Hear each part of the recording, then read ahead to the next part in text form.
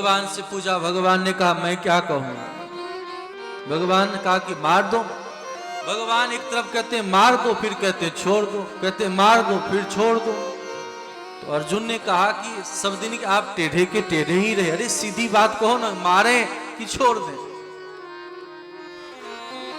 भगवान कभी कहते हैं मार दो और कभी कहते हैं छोड़ दो, बात दोनों कह देनी चाहिए, कोई छोड़ना नहीं चाहे। तब भगवान ने कहा मत्तम प्रमत्त उन्मत्तम, ध्यान दे, मत्तम प्रमत्तम उन्मत्तम शुप्तम बालम स्त्रियम जडम प्रपन्नम वृथम भीतम न रिपुहंति धर्मविद। इन लोगों के ऊपर कभी भी क्रोध नहीं करना चाहिए। किसके ऊपर? धर्मात्मा लोग नहीं कहते मत्तम, जो मत्त है, आजकल के भाषा में जो बोतल लेकर के निश्चिंत है, कुछ भी करे उसे छोड़ देना चाहिए। जो अपने होश में नहीं उसके ऊपर क्रोध करने से क्या फायदा है? कोई फायदा? मत्तम, किसी में मत्त है, पागल है, उसके ऊपर क्रोध नहीं करना चाहिए। मत्तम प्रमत्तम, अभिमानी व्यक्ति, घमंडी है, मूर्ख है, उसके ऊपर क्रोध नहीं करना चाहिए। मत्तम प्रमत्तम उन्मत्तम, बिल्कुल समझ नहीं है। शुप्तम, कोई सोया हुआ व्यक्ति है और उसके ऊपर अपना क्रोध दिखा देना, ये बुद्धिमानी नहीं है। शुप्तम बालम, बच्चे के ऊपर क्रोध नहीं करना चाहिए। जब कोई बात होता है लोग बच्चे पर क्रोध करते हैं ना, कुछ भी कर दे, टूट फूट भी जाए तो क्रोध नहीं करना चाहिए। बालम, और किस पर क्रोध नहीं करना चाहिए? तो स्त्रियम, स्त्री के ऊपर कभी क्रोध नहीं करना चाहिए। स्त्री के ऊपर भी कभी क्रोध नहीं करना चाहिए। स्त्रियम जडम, मूर्ख के ऊपर कभी क्रोध नहीं करना चाहिए। और प्रपन्नम, जो आकर के हाथ जोड़ ले, शरण में आ जाए, उसके ऊपर भी क्रोध नहीं करना चाहिए। प्रपन्नम वृथम भीतम, डरा हुआ व्यक्ति है, बहुत डर गया है, उस पर क्या क्रोध करना। भीतम न रिपु, भले ही दुश्मन क्यों ना हो, लेकिन धर्मात्मा व्यक्ति इस सब पर कभी अपना क्रोध नहीं दिखा। रथ से उतरा हुआ हो, हाथ में अस्त्र शस्त्र ना हो, उसके ऊपर कभी भी क्रोध नहीं करना चाहिए। लेकिन जो गलत कार्य करने वाला हो उसे छोड़ना भी नहीं चाहिए। अब तो चक्कर में फंस गए, प्रभु क्या करें? बोले महत जन का अपमान कर देना भी मृत्यु के समान ही है। जब कभी ऐसा लगता है तो लोग अपमान कर देते हैं, तो ही हाल होता है। ब्रह्म बंधुर हंतव्य आतताई बधारहन मयो वो भयामानत्म परिपाहिनुशासन भपनम द्रविणादानम स्थानम निर्यार्पणम तथा एसम ही ब्रह्म बंधुनाम बधो न्यान्योस्ति दैहिकम। अपमान कर देने से काम हो जाता है। ऐसा ही हुआ है। आज अश्वत्थामा की मणि छीन लिया गया है, सिर को मूड़ दिया गया है, बाल को हटा देना अपमान करना बराबर है। पहले किसी को अपमानित करना होता था तो उसकी शिखा को हटा दिया जाता था, चुटिया को। और आजकल समाज का चमत्कार देखिए, जानबूझकर खुद लोग हटा रहे हैं, जानबूझ करके ही अपनी अपनी चुटिया को सब हटा करके चल रहे हैं। कहां से कल्याण होगा?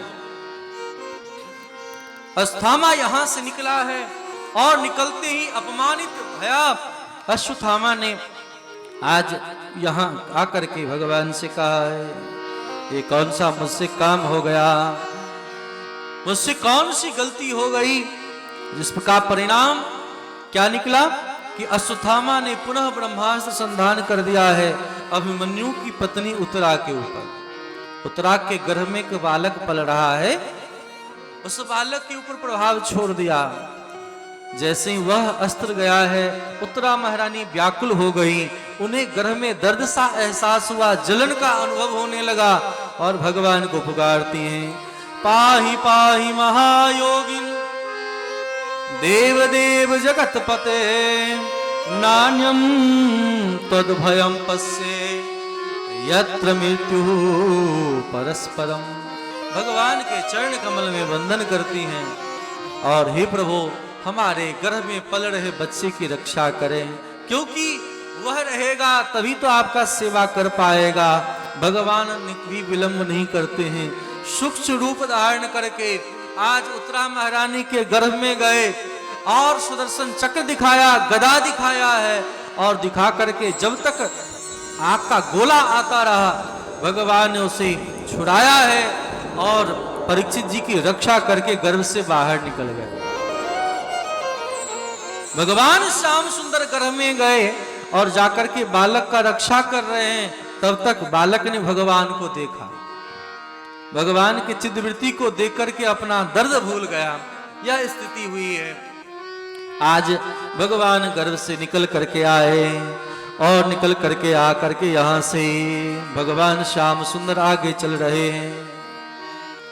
आज मैया से कह रहे, मैया अरे बुआ जी बहुत दिन मैं रह गया यहाँ, अब मुझे जाना चाहिए। ध्यान देंगे इस कथा का दर्शन।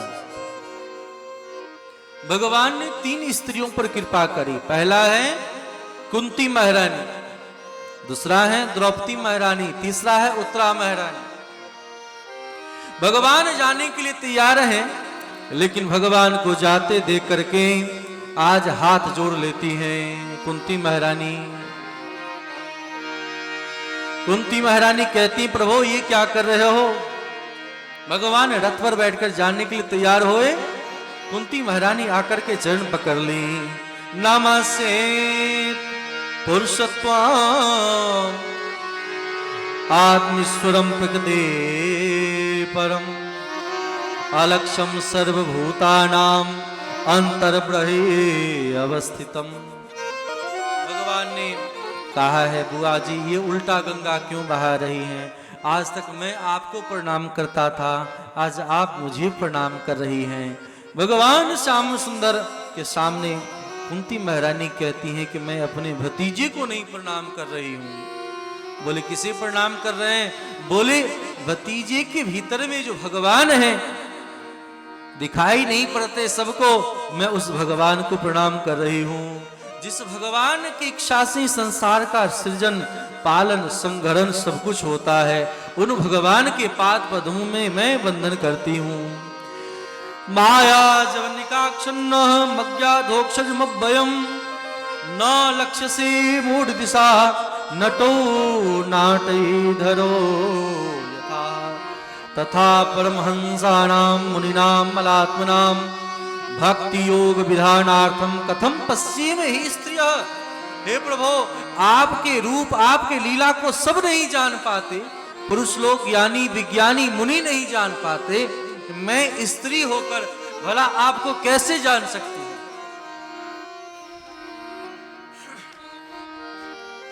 यहां पूछ रहे हैं, ध्यान देंगे। यही बात रामचरितमानस में वशिष्ठ जी महाराज भगवान राम से कहते हैं प्रभु आपको भला कौन जान सकता है? आप तो मुझे गुरु गुरु को कह रहे हैं, लेकिन तत्वतः आप भगवान हैं। आपका पूजन कराने का मौका मिली इसलिए तो मैंने पौरोहित कर्म शुरू किया है, इसलिए आपके पाद पद्मों में मैं वंदन करता हूँ। यही बात कुंती महारानी बार बार वंदन कर रही हैं। कृष्णाय वासुदेवाय देवकी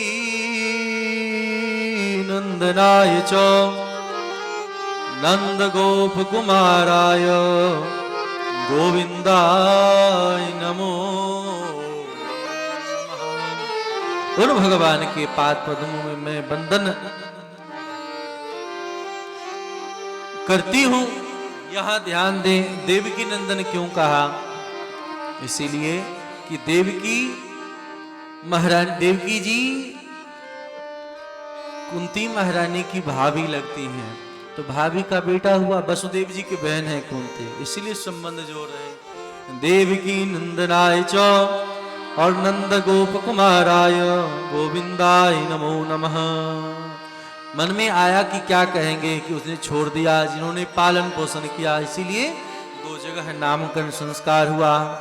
भगवान ने कहा, बुआ जी इस प्रकार कहना ठीक नहीं, मैंने कब रक्षा करी है, मेरी क्या विशेषता है, मैं तो आपका भतीजा हूं। एक की कथा को याद करा दिया है। 7 दिन 8 दिन महीनों दिन अगर कुंती स्तुति पर चर्चा करूं तो समय बीत जाएगा। भागवत में कुंती स्तुति की ही चर्चा करूं तो 7 दिन कम से कम बीत जाएगा, और यहां तो 7 दिनों में पूरी कथा कहना है। कभी मौका मिलेगा तो जरूर हम लोग सुनेंगे। हो सकता है लगभग 17-16 मई से आपके इलाका में ही 2021 में पुनः मैं आऊं कथा कहने के लिए। 17-18 मई से तो प्रयास ये रहेगा कि कुंती स्तुति पर वहां चर्चा मैं करूं।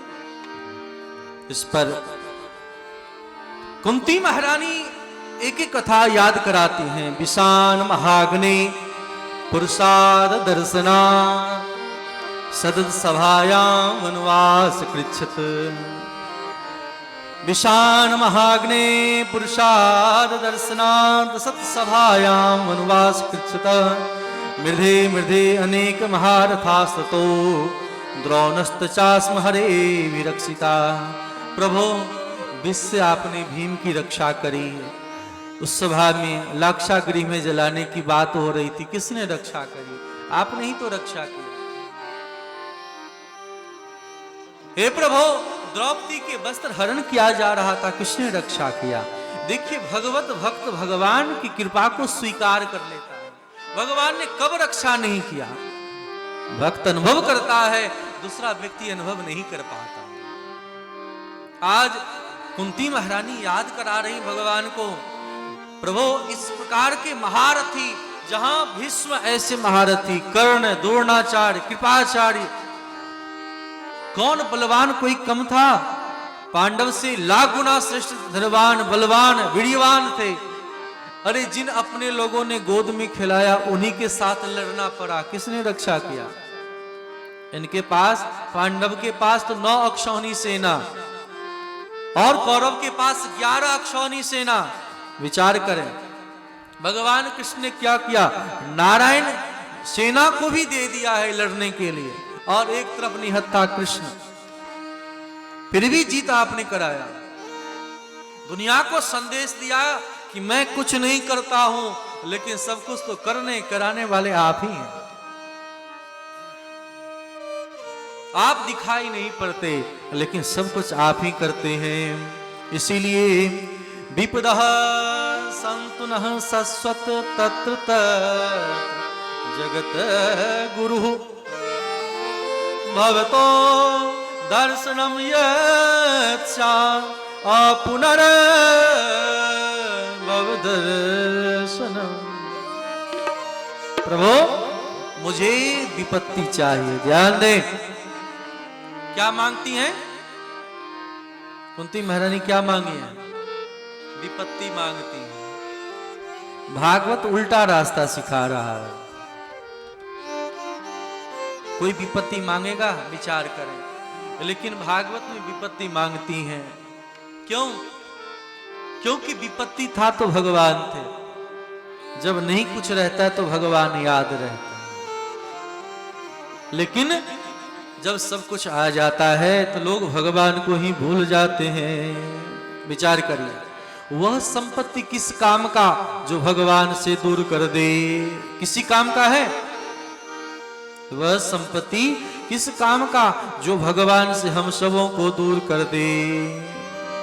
इसीलिए उस संपत्ति के चक्कर में कभी नहीं पड़ना चाहिए। भगवत भक्त संपत्ति के चक्कर में कभी नहीं पड़ते हैं। शास्त्र कहता है भगवान की भक्ति करने वाले, समर्पित होकर करने वाले के ऊपर विपत्ति नहीं आता। अच्छा, विपत्ति का परिचय सुन लें। रामायण के अनुसार, गीता के अनुसार, पद्म पुराण के अनुसार विपत्ति किसे कहते हैं? विपदो नैव विपदः, वह विपत्ति विपत्ति नहीं है। विपदो नैव विपदः संपदो नैव संपदः विष्णु विस्मरणम इव विपदः संपत्त्या नारायणा स्मृति। वह विपत्ति विपत्ति नहीं है, संपत्ति संपत्ति नहीं है। अरे सबसे बड़ा विपत्ति है भगवान को भूल जाना। भगवान ही संपत्ति है। भगवान आपके यहाँ है, आपके पास है तो सब प्राप्त हो जाएगा। इसीलिए वह संपत्ति विपदो नहीं विपदा संपदो नहीं संपदा भगवान विष्णु विस्मरणम विपदा संपत्त्या नारायणा स्मृति। अर्थात हरि स्मृति सर्व विपत्ति विमोक्षणम। भगवान का स्मरण करना ही सभी संपत्ति को पाने के बराबर है। रामायण में इसी बात को कहते हुए कह रहे हैं, कह हनुमंत विपत्ति प्रभु सोई। कह हनुमंत विपत्ति प्रभु सोई।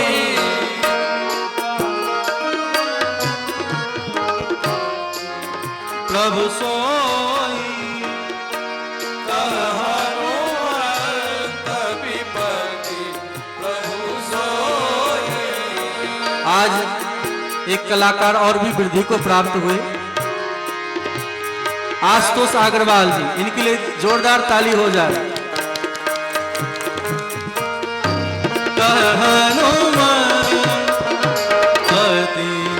प्रभु सोई। विपत्ति प्रभु सोई। जब तब सुमिरन भजन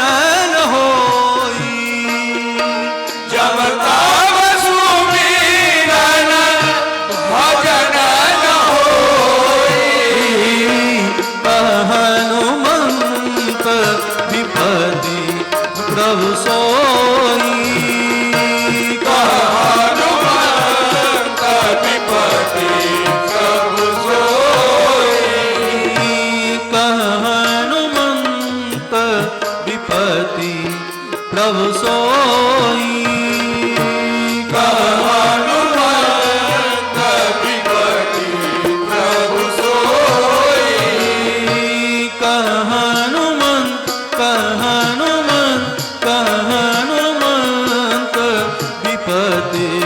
प्रभु सोई। विपत्ति प्रभु सोई।